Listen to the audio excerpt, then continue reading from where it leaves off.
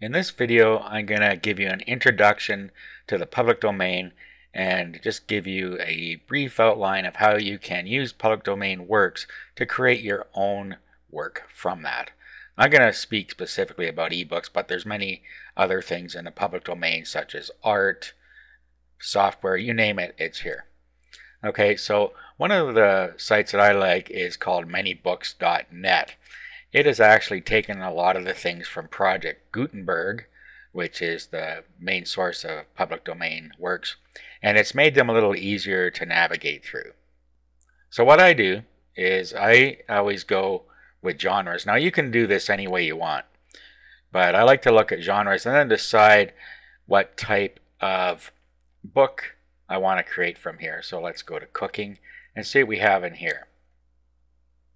Okay, so you can look through these until you find something that looks interesting to you and that you might want to create a product from. Okay, so let's say we were going to create a vegetarian cookbook. So you go into the product here and you get some information here. Up top you have the original author, the date it was published, language it's published. You see how long it is here. This is a number of words, a number of pages, location, of course the genre we already know, how many times it's been downloaded, when it was added to this site, and the Manybooks net number, and the source Gutenberg.org. And then down here we have some excerpts. So it just shows you some of what's in here.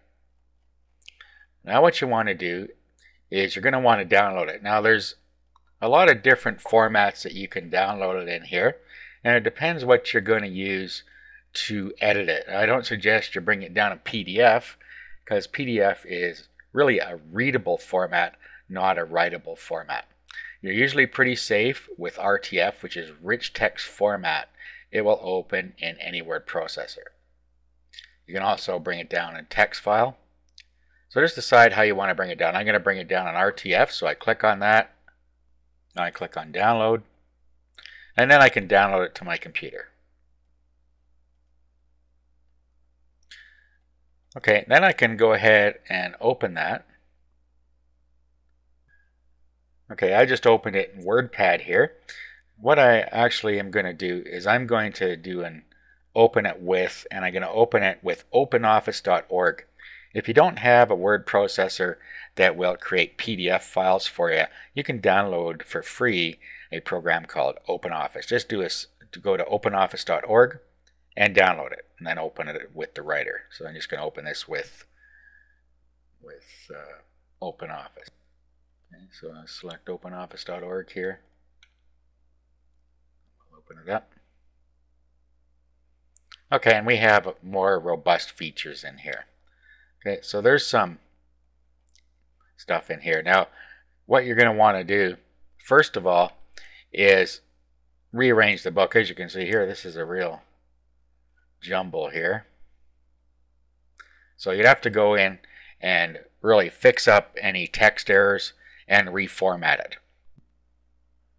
Now in this case, I noticed that when I opened it with WordPad, it's actually formatted correctly. So what you might want to do is just save it in WordPad and then reopen it. So what we'll do here is we'll just save as, and then we'll just give it a different title here. So let's call it Cookbook.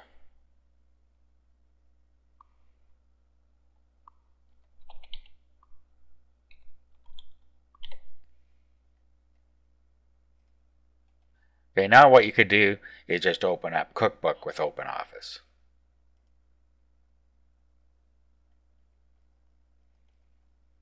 Okay, and as you can see, it has straightened out the formatting for us. So then we could continue with editing the ebook. Okay, so what you're going to want to do at this point is go through it, see if there's anything that you want to change. There likely is. And like language and stuff, for instance, is different now than it was in, say, 1906 or 15 or whenever this was made.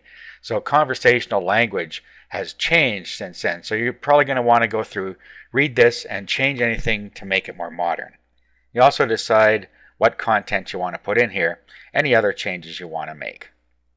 Then, of course, what you're going to want to do is have some graphics created. Okay, the graphics, you can put pictures in with the recipes, for instance. You need a graphic for the book, and you're going to need a graphic for the website you're going to sell it off, if you are in fact going to sell it off a website.